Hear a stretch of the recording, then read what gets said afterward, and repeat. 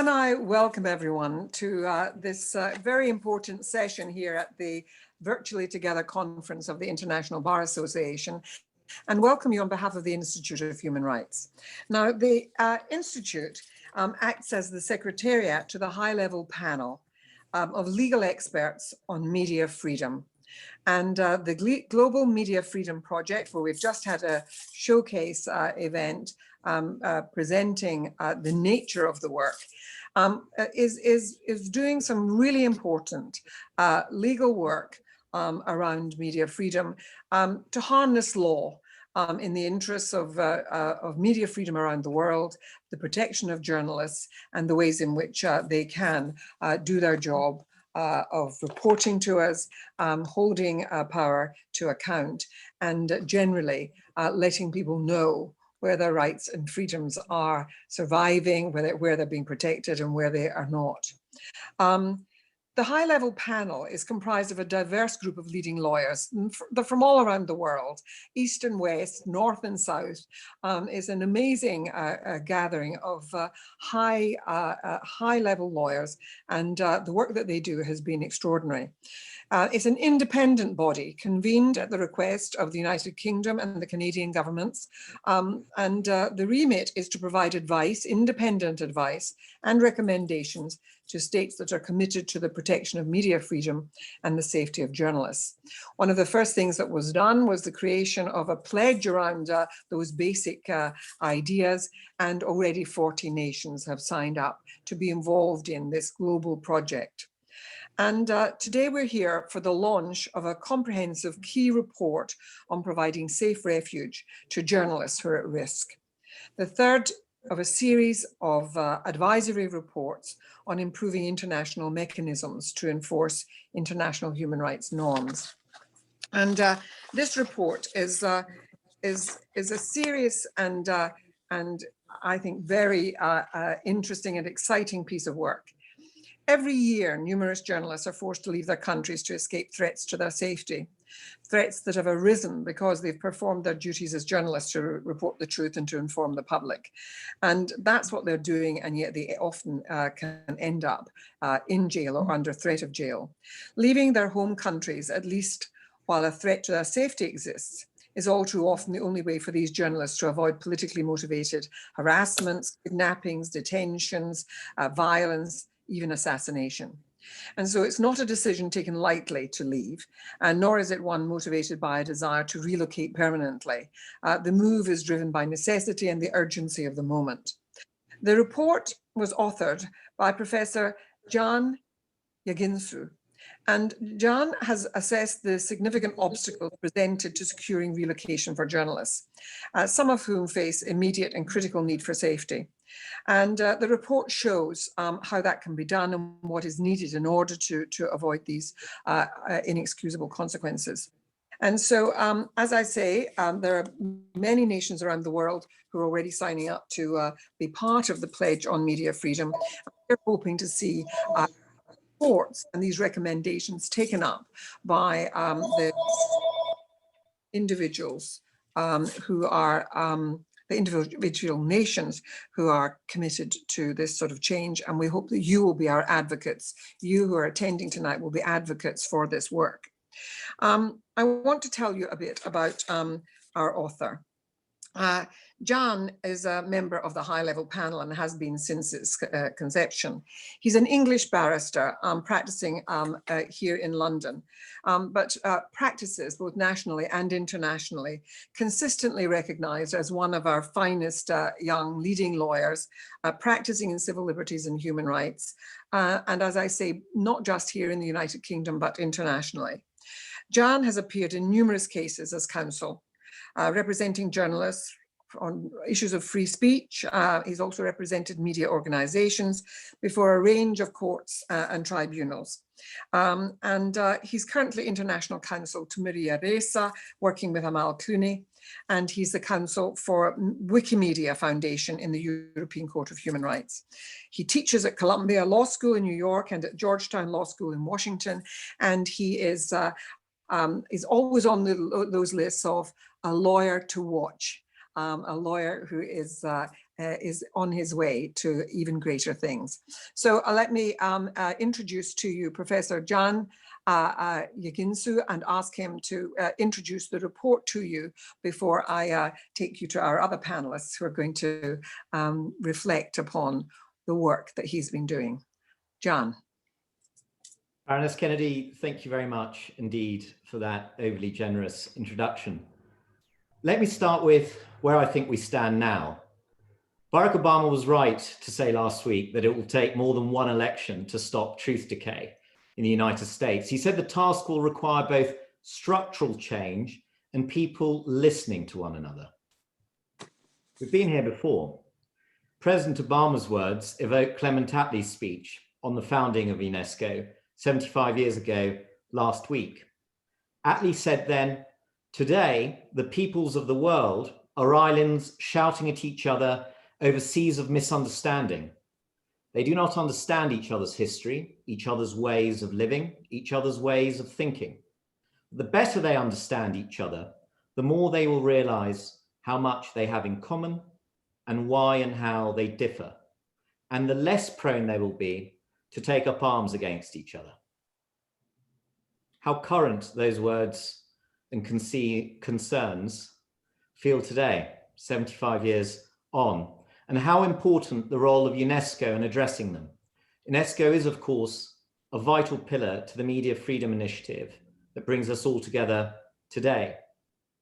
Misunderstanding is fomented by misinformation, and in its reverberation today, the problem of truth decay is urgent, and it concerns not only the United States, but all of us everywhere. Authoritarian regimes around the world have been making every effort to suppress the free flow of information. Their aim is a simple one. They want to control what constitutes the truth. And their primary target, perhaps unsurprisingly, has been the truth tellers, and chief among them, independent journalists and independent media outlets. And those regimes have been assisted in recent years, unfortunately, by the attacks on independent media and journalists that we've witnessed in the most established of democracies, by the rhetoric of fake news, by casting journalists as enemies of the people. So as established democracies ask themselves today how to fight this alarming spread of truth decay, I think there is at least on one level a simple answer: protect the truth tellers. And that's the principal focus of the report that the high-level panel has published today on providing safe refuge to journalists at risk. Why do we look at this issue? Well, every year, scores of journalists are forced to leave their countries to escape threats to their safety, as Baroness Kennedy remarked. Those are threats that have only arisen because those journalists have performed their duties as journalists to report the truth and to inform the public. And I say forced deliberately because seeking safety abroad is all too often the only way for these journalists to avoid a number of very serious harms: kidnapping, forced disappearance, arbitrary detention, violence, even assassination. But that's only half the picture, because for the scores of journalists able to seek safe refuge abroad, there are many, many more who cannot. And more often than not, that is simply because they cannot move to safety in time. And their inability to do so can and has come at an appalling human cost to them and their families. Our report documents very chilling instances of journalists being subject to harassment, to torture, to death, sometimes all three. I must stress, these aren't rare instances or exceptional or extreme cases. Democracies need to face up to an ugly reality today. UNESCO itself has reported that between 2016 and 2018, the percentage of journalists killed working in conflict zones was in fact lower than the percentage of journalists killed working outside of conflict zones. It's a remarkable fact. And the reason journalists cannot move and cannot avoid these harms, it's the system, the international framework for safe refuge, and how it operates today.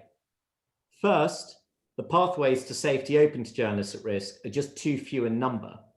But even then, even when you consider the pathways that do exist, you see that they are too slow, too burdensome, or too difficult to navigate. We've examined all of them in this report, which I'm afraid accounts for its great length. But we've analysed conventional visas, that's work permits, visas for study, teaching, scholarship, as well as the rare form of short-term humanitarian visas that's offered by a small scattering of states, and the public-private sponsorship programs, again, offered by very few states. We've considered the wider ambit of international protection and diplomatic asylum. And we identify in this report some key problems which are specific to each of these pathways. And we've explained why for each pathway in its current state, it does not and cannot offer a practical and effective route to safety. But we've also identified two formidable hurdles that are common to all of the pathways. The first is delay. The journalist at risk does not have the luxury of months or years to find safe refuge.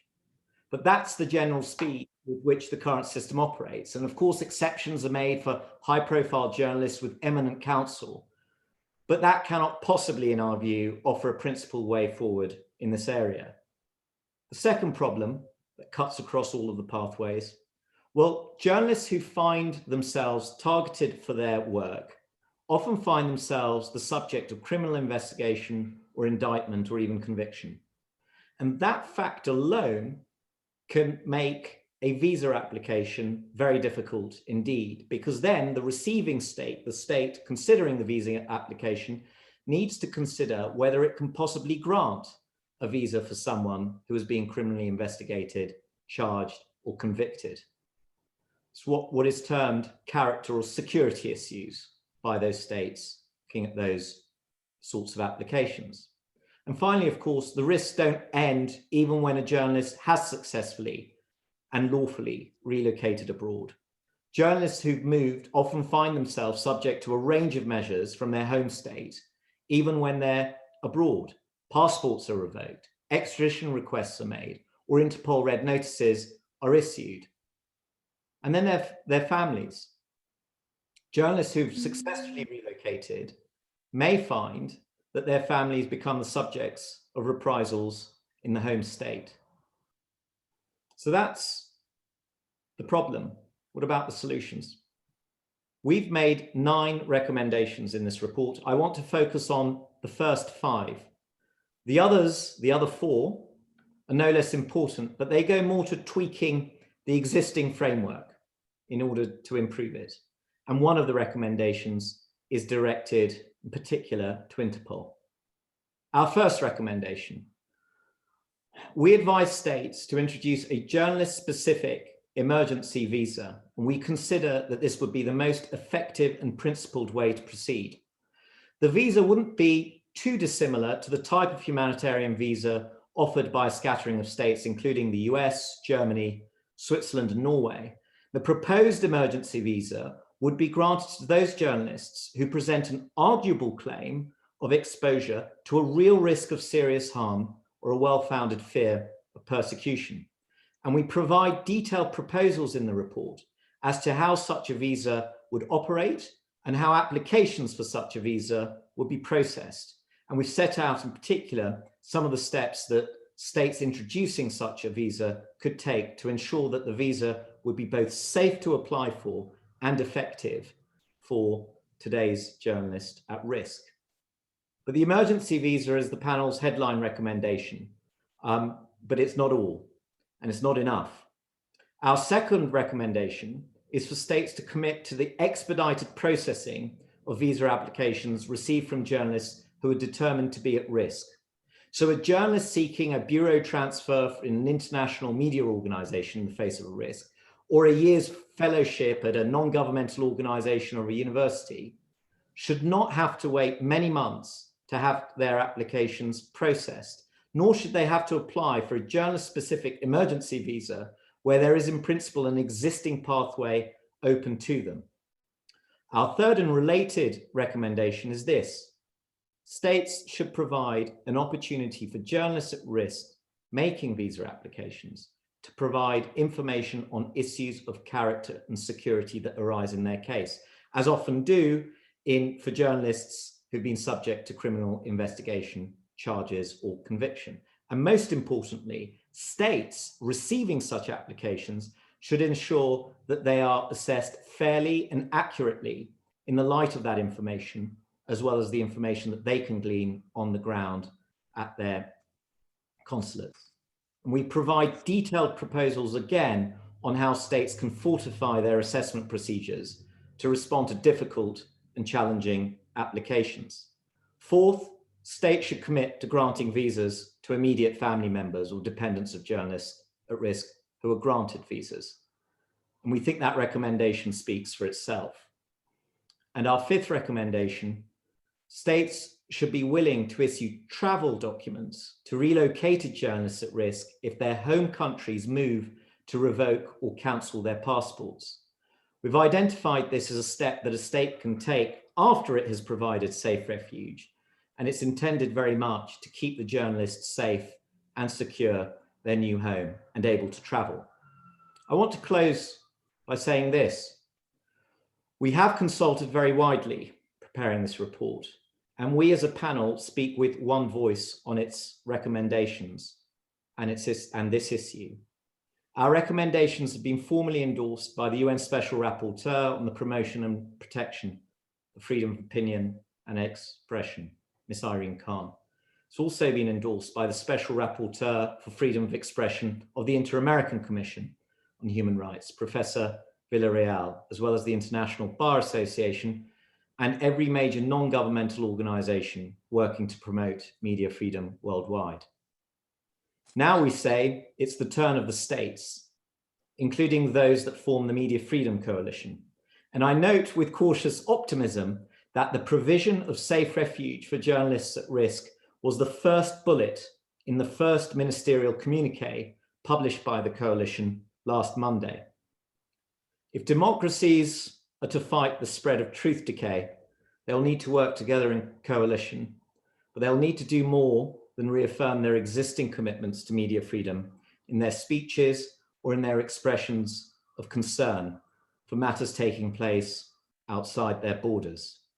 They must set an example to the world through their actions.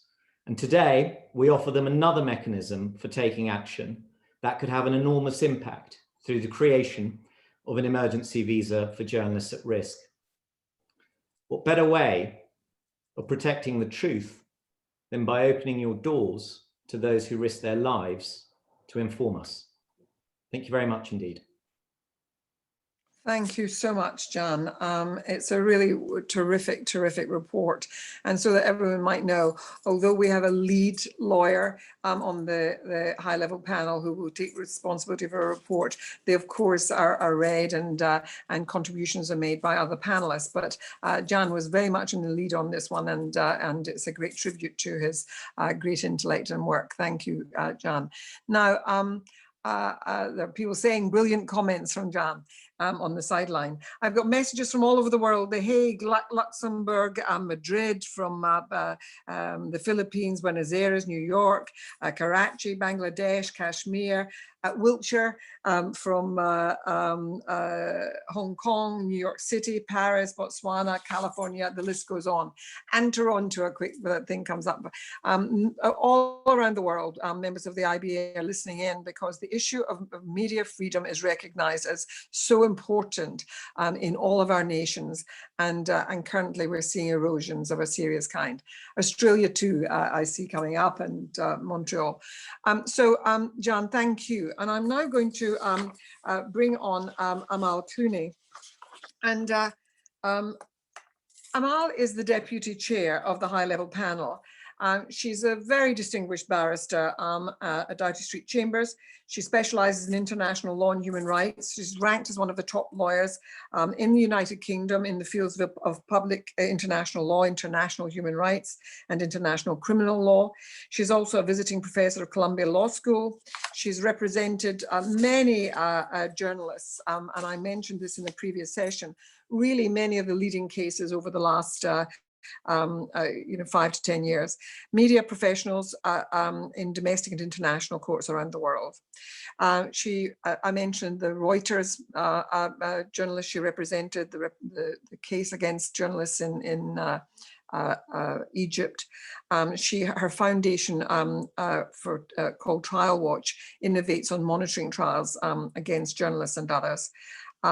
Amal was awarded, and I want you all to, just give her plaudits for this. She was awarded the Gwen Ifil Award by the Committee to Protect Journalists in recognition of an extraordinary and sustained achievement in the cause of press freedom. So she is a great lawyer in our midst, and I'm going to ask Amal to speak a bit about Jan's report and the report that's come from the high-level panel. Thank you so much, Baroness Kennedy. I am blushing at that introduction, which was far too generous. And thank you as well to my colleague, Jan, for his excellent introduction to the recommendations in the report. For those of you who attended the previous panel, I'm sorry you're having to hear from me again. I will try and be brief.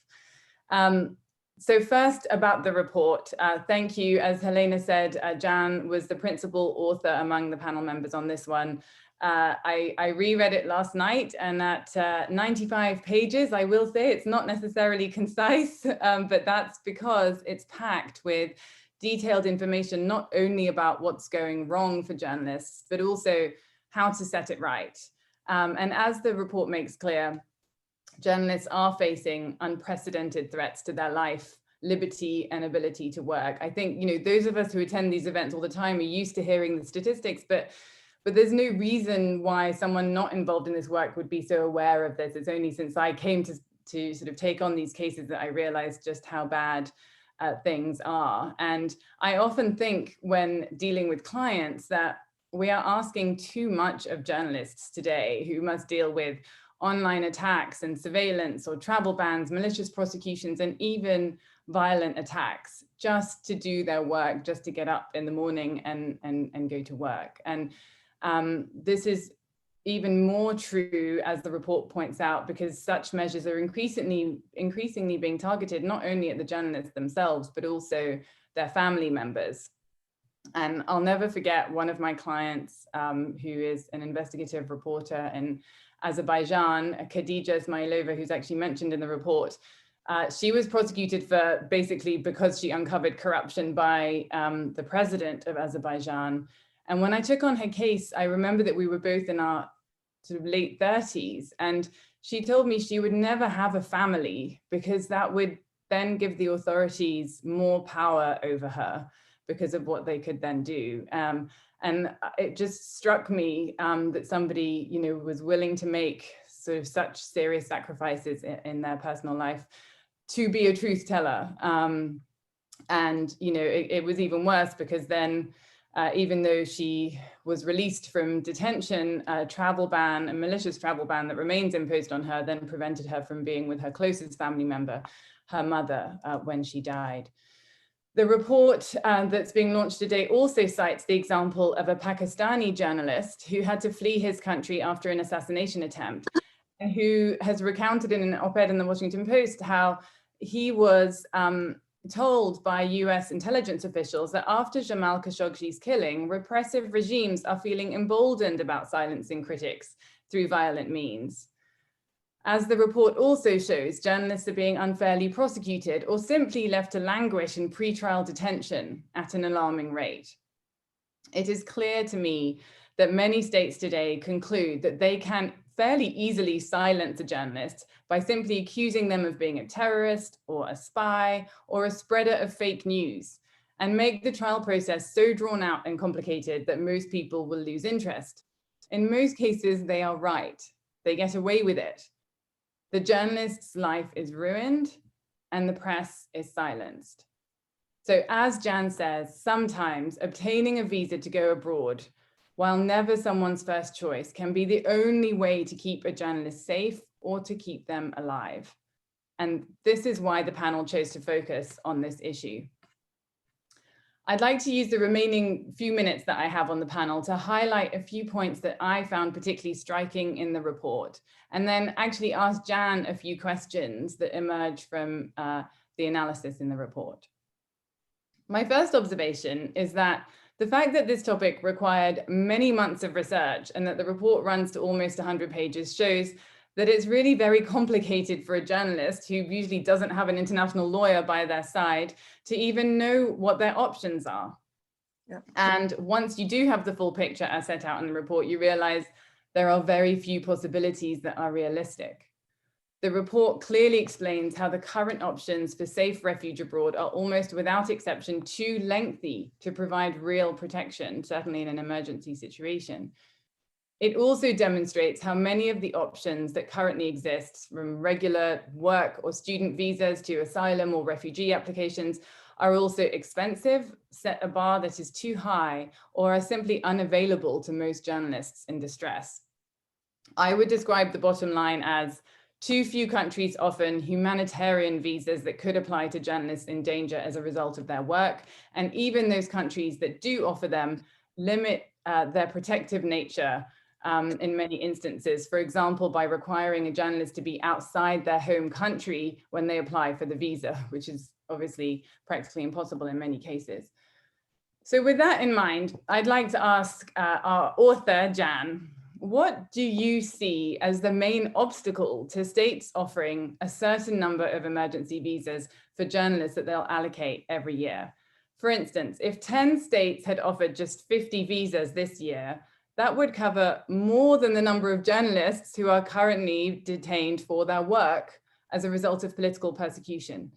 Your report also documents chilling cases of journalists who received death threats but were denied visas and went on to be killed. Why is it so difficult for a leading democracy to offer, say, 50 visas a year to a journalist in imminent danger? Amal, thank you. Wonderful to be questioned by you, as in our cases. This is what I can actually answer for once. I mean, the reality is, and we see these in our individual cases when we're representing journalists or human rights defenders, etc.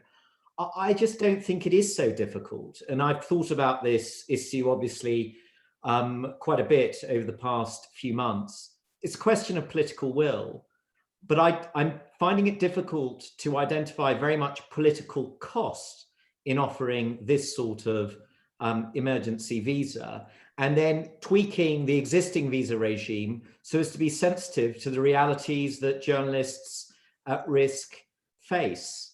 And we've tried very hard, I think, in the report to chart a number of alternative courses that states can take here. But the emergency visa is the one that works best in principle and in practice. And of course, if you have leading democracies saying very loudly, we will take steps outside of our borders, i.e. we will take steps that we are empowered to take, but to provide safety for those who are doing their jobs abroad, then I think it's a very powerful symbol.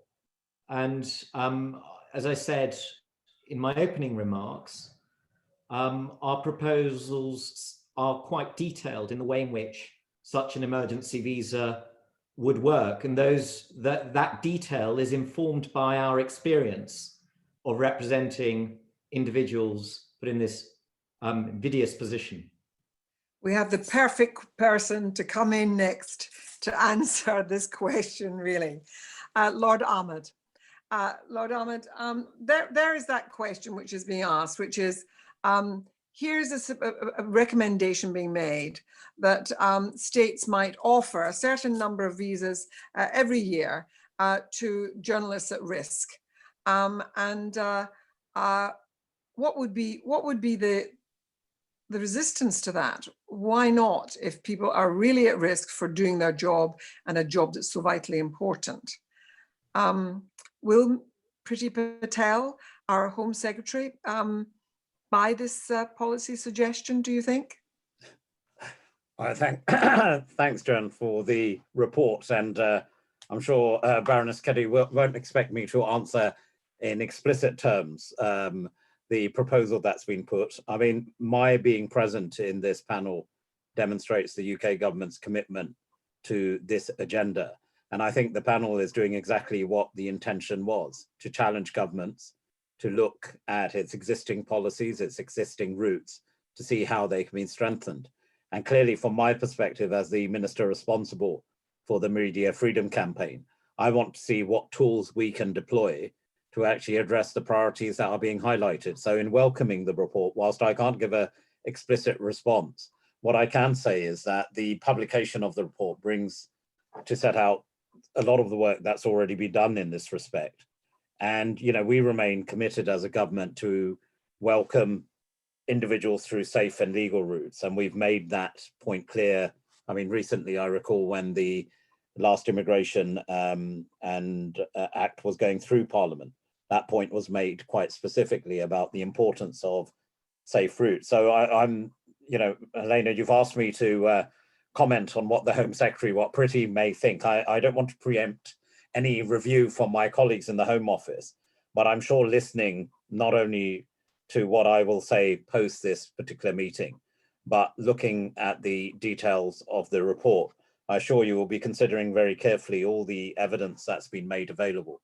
Because when you're facing a whole panel of legal experts, I think one of the things I'm safe to say is that our decision is importantly based on evidence. And I think that evidence in itself lends itself to specific action that we will take to. And I will say this, that the report will be given important consideration by colleagues across government, particularly at the Home Office.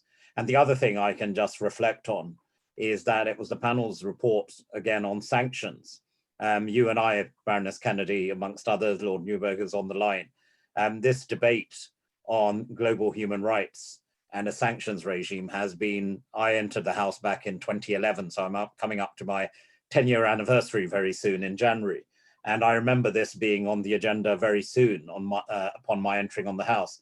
So I was delighted to see this coming to the fore. And I think it was also driven to a large extent by the valuable work the panel did in the sanctions area. Again, we've used the panel's work in this respect, not just on action we've already taken, but indeed to talk to other partner countries who are yet to act, to ask them to also then deploy the recommendations of this report. The other thing I would just say is I've set myself and my team at the Foreign Commonwealth and Development Office key deliverables rather than just statement on which we can act, and responding to in a practical way to the recommendations of the high-level panel's reports is one of them. So I can't give you the absolute 100 cast iron commitment, Baroness Kennedy, that you're looking for. But I hope, as I said, both my engagement and my response also indicates that we will take this particular report very seriously. And we look forward to working with you on some of the practical steps, but we are very much committed to, as I said, welcoming individuals through safe and legal routes. And I think this report provides an important contribution to that. Thank you. Lord Ahmed, you've been a great supporter of this project and have championed it, I know, and I'm grateful for your words. And of course, in teasing you, I didn't expect that today you would be able to necessarily say anything without having the opportunity of discussing it at length with the Home Secretary. But thank you for your intimations that this is something that you will be taking up and championing on our behalf. There's a question being asked, Jan, on the questions and answers, and it is, why would governments who are not being very respectful of freedom of the press, media freedom, who don't care about freedom of expression, why are they going to be respectful of visas that are being offered to help people get out of the country? If they don't want somebody out, imagine if it had been Jamal Khashoggi in Saudi Arabia. Do you think his nation would have allowed him to, the kingdom would have allowed him to take up a visa in order to flee? That's a brilliant practical question, because this is why the report underlines timing as it does. Often there are intimations of risk, and journalists who are doing work in these risk-ridden environments know when the writing is on the wall, and they must be given an opportunity to act before those risks eventuate. So it's not a question of, will a visa in some way trump a travel ban? Of course it will not. But if a visa is applied for at the right time, then a journalist can reach safety at the right time. And all cases, as we all know as lawyers, will turn on their facts. And governments, although they're quite blunt in some of the instruments they use, are not all that predictable as to the timeframes in which they use them. So I remain of the view that on analysis, swift provision of emergency, this is why it's called an emergency visa, if they can be turned around on an expeditious basis, they really could be the difference. Hugely. Thank you so much. I'm going to indicate that I know that Lord Ahmed has there are debates going on in the House of Lords and there are votes and so on. And I would just want to say, Lord Ahmed, we know that you may have to withdraw. And so we're just very glad that you came along and that you give so much time to this project and how important it is to us that you have given it your such support. But we understand that you do have to watch your time. So please leave whenever is good for you. I'm now going to move to the Honourable Irwin Cotler, who's here representing his home country, Canada. Irwin Cotler is someone who's well known, certainly to the IBA and to the Human Rights Institute, and he's a member of the high-level panel. And of course, his government had him as their Attorney General and as a former Minister of Justice there in Canada. But he's known around the world mainly because he is one of the iconic figures in international justice. Last week, Irwin launched a vital report for us, protecting and promoting press freedom through consular support to journalists who are at risk. And he's an expert in the whole field of international human rights law. He's been involved with, he's been counseled, argued for so many people whose names are basically, on our daily lists, from Nelson Mandela through Arif Badawi in Saudi Arabia, Saad Edina Ibrahim. He and I have just been working recently on Nasreen Sotoudeh, a lawyer who's in custody in Iran. And he is just one of those amazing people who manages to find 4 hours in the day. He's the chair of the Raoul Wallenberg Center. Quiet. And he's now just having to silence his enthusiastic family in order to address us. And we brought him in at a late stage. Irwin, I'm afraid I can't give you very much time because we're so running out of time. But just to speak a little bit about the support that Canada has given to this and whether you think that they might support the idea of special visas.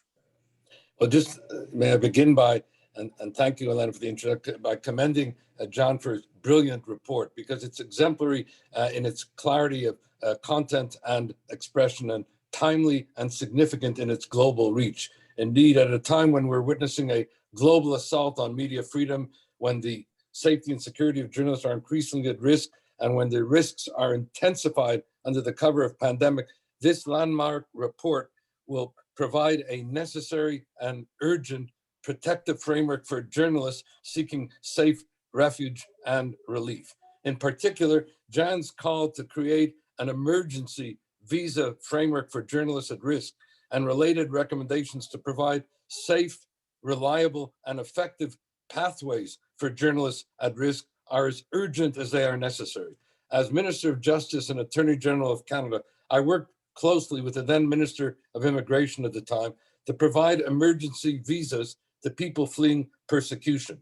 But what we lacked then, and what this report is recommending, is an institutionalized government pathway to protection through the provision of journalist-specific emergency visas as a matter of principle and policy. And I'm delighted to say on behalf of the Canadian government and its immigration minister, Marco Mendicino, that the Canadian government not only welcomes this report, but is acting upon it, is instituting such action as we meet to provide, for example, safe harbor and emergency visas for Hong Kong journalists, All this as part of a dedicated journalist-specific emergency visa program.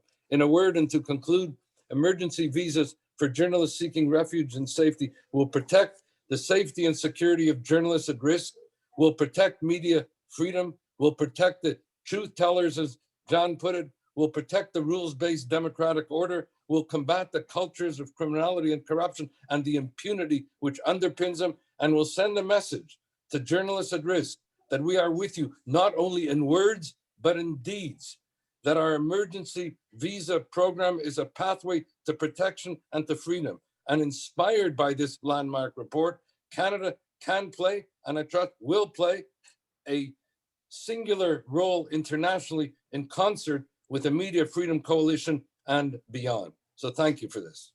Erwin, thank you. And it's wonderful news that that Canada is already running with this. I'm now going to, I'm mindful of time, and I want to make sure that you hear, and I don't want this to put other people under too much rush, but I'm anxious to hear from David McCraw. David McCraw is one of those people who has been involved in such interesting things recently. David is the lead newsroom lawyer for the New York Times. And he spent 18 years there at the Times and currently holds the position of Senior Vice President and Deputy General Counsel. He's the author of a book, and it's really tantalizing. It's Truth in Our Times, Inside the Fight for Press Freedom in the Age of Alternative Facts. And you remember the source of that expression. He wrote it last year, and it's a first-person account of the legal battles that helped shape the Times' coverage of President Trump, of the whole Harvey Weinstein debacle, national security, the rise of political partisanship in the United States, and really an incredible time in relation to important developments around media and media freedom. And it's great to have you here, David. David also is an adjunct faculty member at Harvard Law School and at NYU in their School of Law. And he's one of those lawyers where you just want to have dinner with him so that you can hear all these stories firsthand. Of course, subject to privilege. David McCraw, please. I also do unprivileged dinners, so thank you so much, Baroness. Good. Yeah. I'm in New York. Okay, fair enough. Earlier this month, I received a call from my friend David Rode. Some of you will remember in October of 2008, David and his colleague Tahir Ludin, an Afghan journalist, were kidnapped while on assignment for the Times. I was in charge of the Times' response to that kidnapping over the next 7 months until Tahir and David escaped in June of 2009. David was calling me that night to report that Haji Najibullah, the Taliban commander accused of masterminding the kidnapping, had been arrested by US officials and was being brought to New York the next day to face charges after 12 years. It was gratifying to see the arrest, but it was also a reminder of several things relevant to the panel's report. The risks that both local and international journalists face, the atmosphere of fear that becomes a form of censorship in many countries, the inability or unwillingness of local authorities to meaningfully implement and preserve the rule of law. It continues, as put forth in the report, Reporters Without Borders counted 57 journalists being held by non-state actors in 2019. All of that is a reminder why the steps outlined in this excellent report to facilitate rapid departures for journalists at risk are so important. Whether the threat is from non-state actors or from the state itself, a retreat to a safe country is often the only practical recourse to protect threatened journalists. There's no question that international news organizations with Western reporters do not face the same level of risk as local journalists, especially local journalists who are freelancers with none of the support of a press organization. But like many international press organizations, the Times depends on local journalists and local staff and local freelancers to help us tell our stories to the world. They are often the invisible but indispensable connection between what happens on the ground and what is heard by policymakers in Washington, London, Ottawa, and throughout the world. I've been involved at regular intervals in emergency relocations of local employees or freelance contributors to the Times.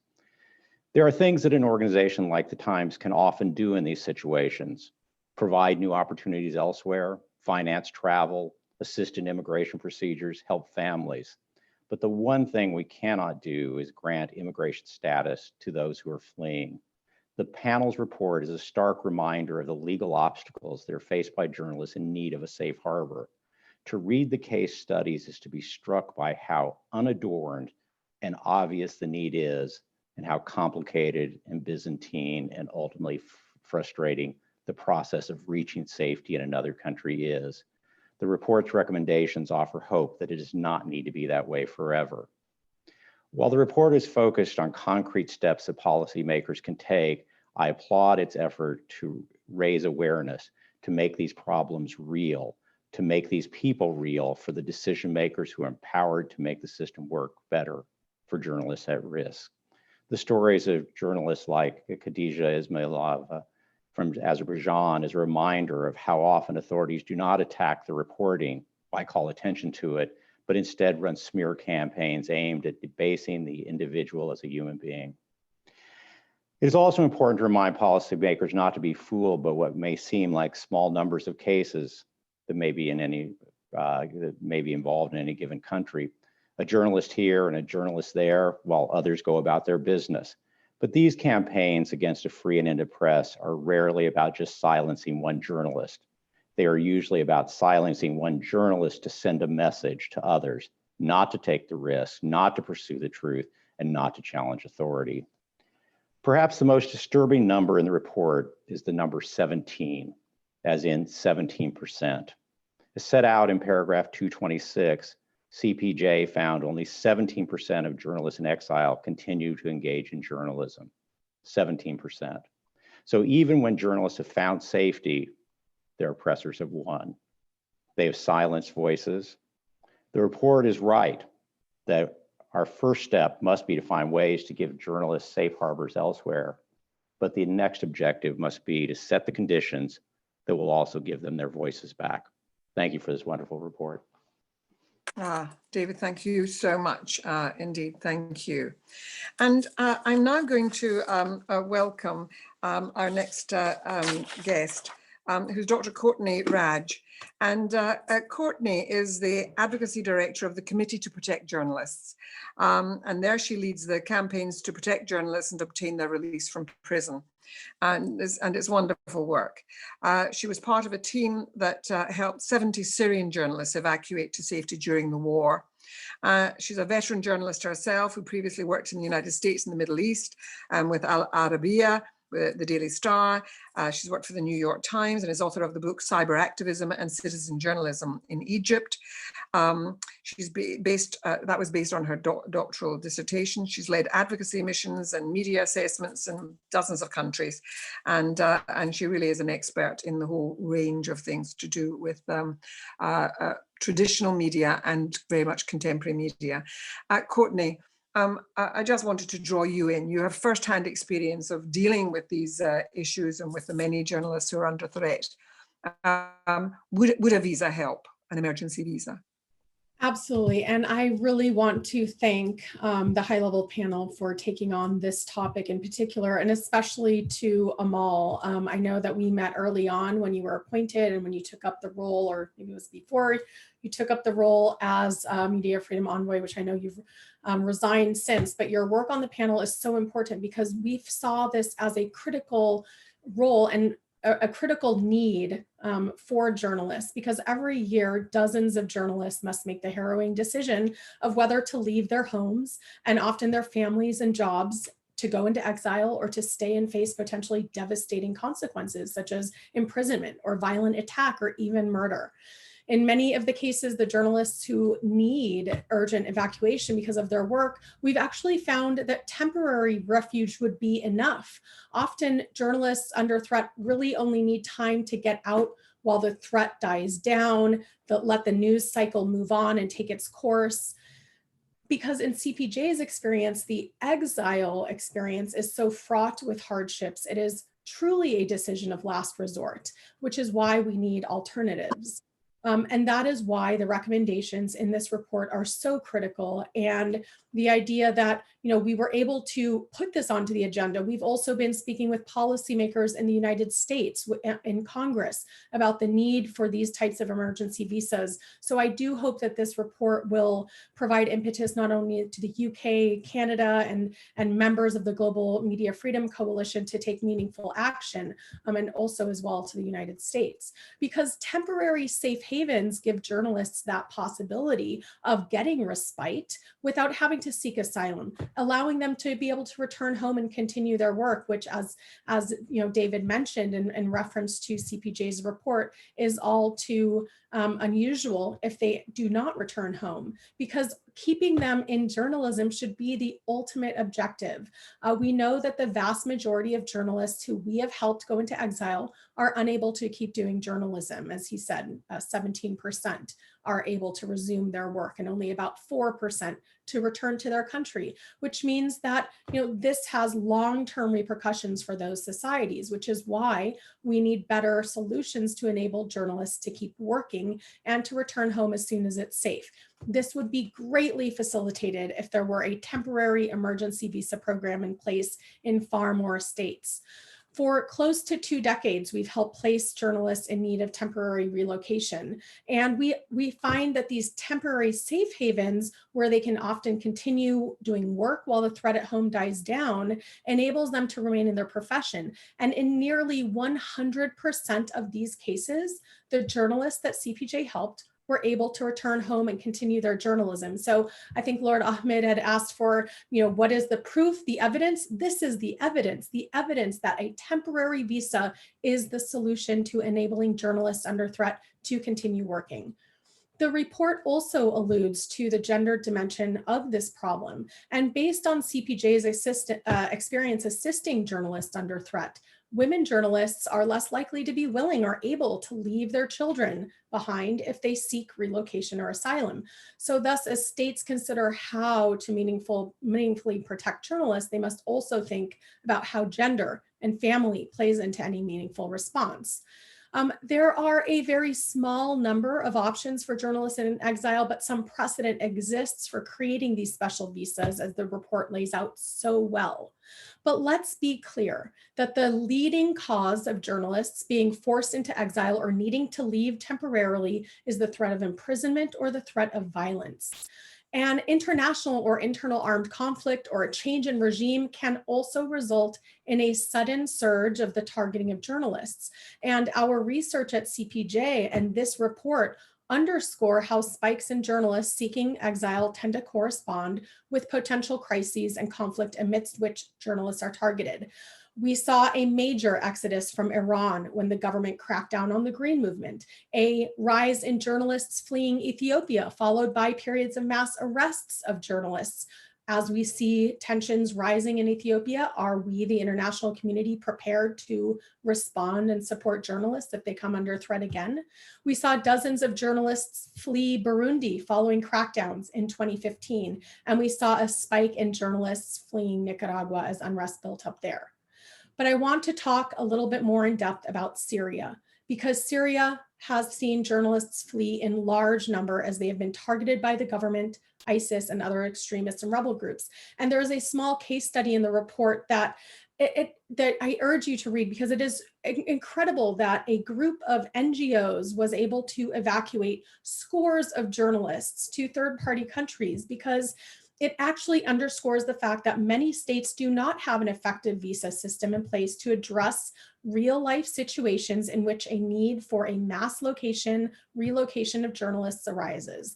And so, you know, as one of the team members working with my colleagues at the Committee to Protect Journalists, with RSF, with our local partners, you know, it was truly astounding and deeply frustrating for those of us who spent months meeting with diplomats and trying to get these journalists to safety. Because in July 2018, when we learned that scores of journalists were trapped in southern Syria in an escalation of violence, we knew that they were in danger for being arrested, tortured, and even killed because of their work. Some of them were reporting critically on the regime and on the militant groups. There was no space for them to go. And so as Syrian and Russian troops were approaching the city of Daraa, where the journalists were hiding, the urgent need to protect them led to an unprecedented effort to evacuate and extricate them and their families from mortal danger. So we collaborated with our local Syrian Center for Media and Freedom of Expression partner to gather incredibly detailed information on the journalists. Each family member, many of them often didn't have ID cards because they're small children. The security checks demanded by countries before even considering the requests, as well as the transit countries that they might need to go through in order to get to a third country was incredible. And we spent months and months gathering this information. We lobbied dozens of governments around the world at the UN and in their capitals to open their borders and to permit these journalists temporary or permanent relocation. We pressed UN officials to help identify and persuade potential hosts for the group. And we had to figure out transit via a third country. None of this is in our wheelhouse. But eventually, working closely with the United Nations, we were able to successfully coordinate with the officials of several countries, including Germany, France, and Spain, to relocate scores of journalists and their families from Idlib to safety. But it took a long time. And if you look on cpj.org, you'll see that Syria continues to be a very dangerous and deadly country for journalists. So this unprecedented years-long undertaking required tremendous resources from our nonprofit, non-governmental organizations, and underscored the urgent need for a coordinated international response.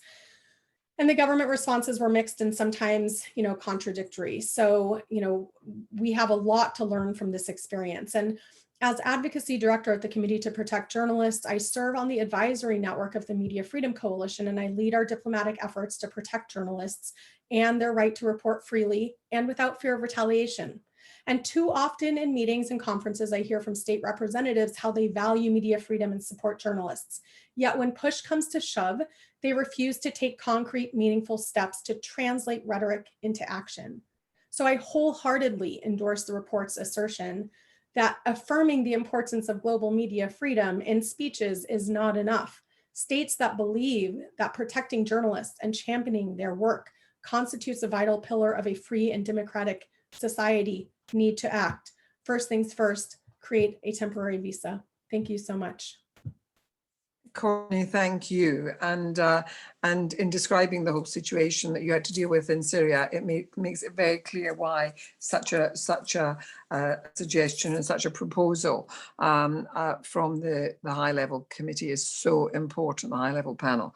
Now, finally, to really sort of draw the panel's thinking together, we have our esteemed chair, Lord Neuberger, who was the president of the Supreme Court here in the United Kingdom, who was one of our great judges and lawyers who's dealt with so many issues concerning, indeed, media freedom and human rights over his years as a judge. I'm going to ask him to come in as our final voice on the panel. Then we'll have some questions and answers, and then I'll have to round up because time is not on our side. Lord Neuberger. Thank you very much, Elena. Many of us are journalists, lawyers, academics, and politicians. And we are all very comfortable with words. And as Dr. Courtney said at the end of her talk, it isn't words in the end that matter, it's actions. But in order to spur people into action, it's necessary to have words, but you have to have the right words. And what the high-level panel, which I have the honor of chairing, has tried to do, and what Jan has so well done, is to put across in clear words some very practical proposals and suggestions as to how to deal with what is a very serious problem. Owing to economic, health, political and technological factors, journalists, alas, are more at risk than they have been for a very long time. And at a time when freedom of speech, freedom of expression could not be more important and more valuable, it is therefore vital that we take steps and not merely talk about, but take steps to ensure that freedom of expression is maintained and journalists are free to carry on their trade and the public are free to know what's going on, because that is what journalists are there for. And this report is a vital part and will play a vital part in ensuring that journalists are free to speak, because in the first place, it will, if implemented, ensure that journalists who do speak out, who are being persecuted, have a refuge to go to. And secondly, it will help countless other journalists know that because that refuge is available, they can speak out. And thirdly, hopefully, I hope not over optimistically, it will shame some governments which would otherwise sit back and let journalists be persecuted, or even worse, persecute journalists themselves, be shamed into acting properly and protecting the journalists whom otherwise other countries will protect. So I profoundly hope that this excellent report is taken up, and it's excellent to see Erwin Kotler from Canada and Lord Ahmed from the UK here to support this. And I hope many other countries do too. And let me end by congratulating and thanking Jan for an absolutely first-class report. Lord Neuberger, thank you for drawing those threads together and reminding us of the roles that we can all play here, taking this work forward. There have been a number of questions that have come up, and some of them sort of follow on, and some of them are sort of more generally about the whole issue of media freedom. Will this cover, Jan, the business of people put in fear because of online trolling, the stuff that's not identifiable from government, but where it looks as though trolls are being put after, sent after particular people and making their lives filled with fear, making their lives wretched and so on? Would they be covered? Would that be covered too in securing this kind of visa? Helena, my answer to that, and trolling is something we look at in the report. And unfortunately, the case study that we use is my client and Amal Clooney's client, Maria Ressa, in terms of how fierce this trolling can be. But trolling cannot be seen as, and a lot of work has been done on this, it cannot be seen as some sort of self-contained step. It is often a step taken before a death threat or other safety risks eventuate. And the report goes into some detail as to what a real risk looks like. And one cannot discount, just because it takes place online, the very risks that trolling can often point to. In terms of government-based harassment, the online trolling is usually the first step, but it's very rarely the last step. And it is a good intimation for a journalist that there is more harassment and, dare I say, more risk on the way if that journalist does not shut up. And therefore, the report does absolutely cover it. And the report does recommend that journalists who are subject to harassment, including online harassment, should have practical and effective recourse. And can I add to that, in that we have actually helped several cases of journalists, including, for example, Rana Ayub, an Indian journalist who we helped get out of the country for a period of time because the threats were so bad. She's certainly not the only one, but absolutely that should fall into the threat assessment from CPJ's perspective. There's another question here, which is basically, I think it's really a deeper question than it might first appear. If a government, if a state is fair to local journalists, won't they be fair to foreign journalists? I mean, I think the question is really saying, is there a correlation between what happens in a country with regard to its own journalists with how they might treat those who come in from outside in order to report on something? I mean, it used to be, for example, that the BBC was not allowed into Zimbabwe. But I'm not sure that Zimbabwe was that nice to its own journalists either, then or even now. But is there a correlation between the two? I think is what the questioner was reaching for. Does anyone want to answer that? I mean, I'm happy to offer an observation, Helene. I was just, because we have the New York Times represented on our panel. I remember that when the New York Times journalist was basically expelled from Pakistan, he said, well, it's, you know, that's really bad. I've lived here for many years and, you know, this is a deeply troubling thing for me, but look at what happens to local journalists, and clearly the dangers that they face are much greater in many, many jurisdictions. And I would just say, you know, all of our recommendations are intended not only to capture online threats as well as offline, as we were just saying, but also to capture things that happen to local journalists as well as foreign journalists.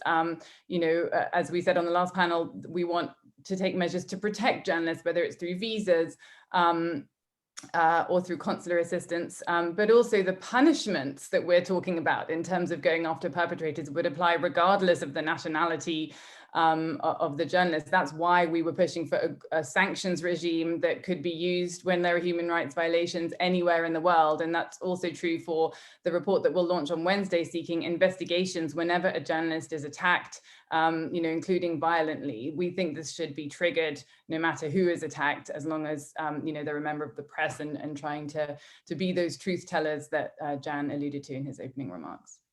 Listen, there are a whole set of other questions that are there, and I would say to those who are asking questions like, you know, how do you deal with blackouts, internet blackouts? What are our suggestions for that?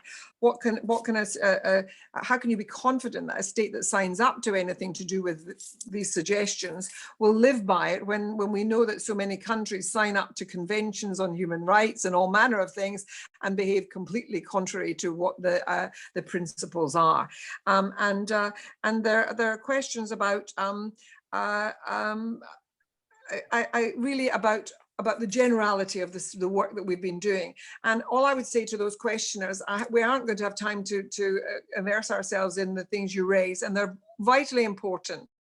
And this work relates to all of that. Stay with us, keep supporting us, and turn up for the events, because the truth is we want your engagement in this, and you will be the people who can be championing these reports and this work as we go forward. So, and some of our further reports will deal with many of the issues that you are raising with us on the sidelines in this debate too. So there are 2 minutes remaining. One of the questions here that I wanted to raise was, it's about political capture of media, where, you know, it's not done in the overt ways of going after individual journalists, but actually by buying up, finding ways of financially gaining control over the media in places. And the sophisticated way nowadays is to do it like that. Is that to have your friends own the media and therefore to capture it. Is there an answer to that, Jan? Can I start by answering that question? Because both Amal Clooney and I are working very closely with a fantastic range of experts at Covington and Burling for the high-level panel to look at this specific issue. Because you're absolutely right. You know, usually what happens is a media organization is landed with a huge tax bill. It is then encouraged to sell to someone, a proprietor very close to the media, and then the media is captured.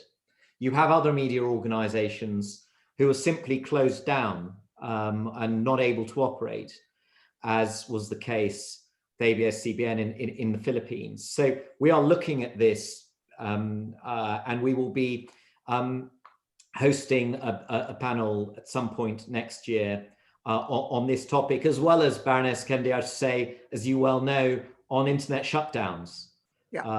And therefore, you know, this is the beginning of a conversation that we are having with states, but we're very sensitive to these issues and working very hard on them.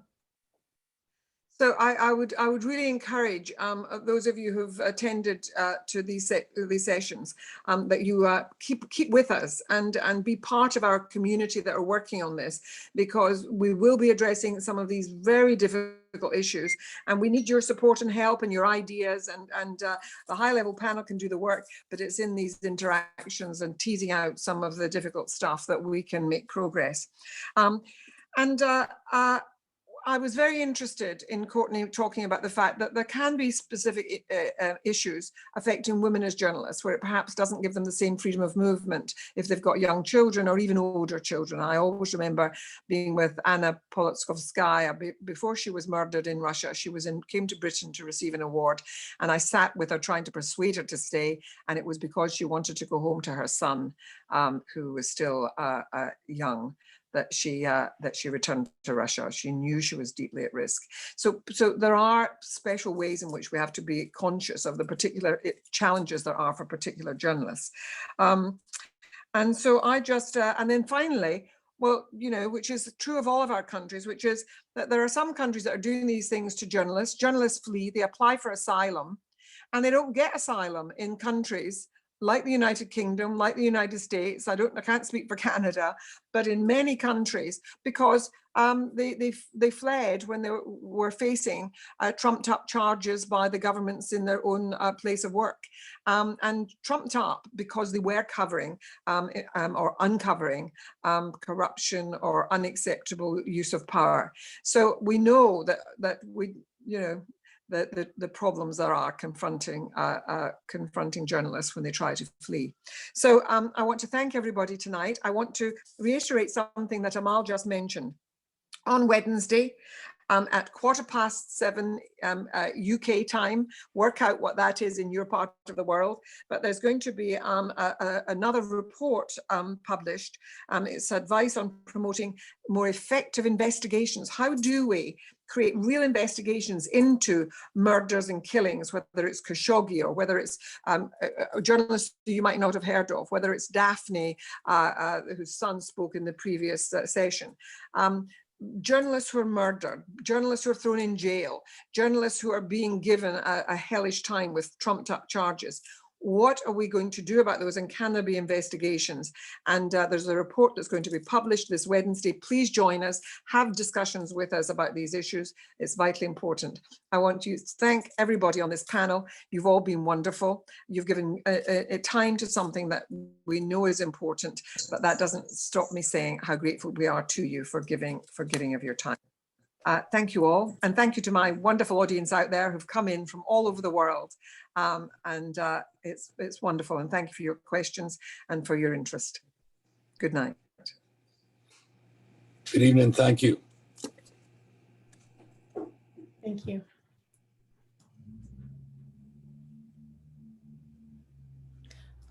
Where is the report?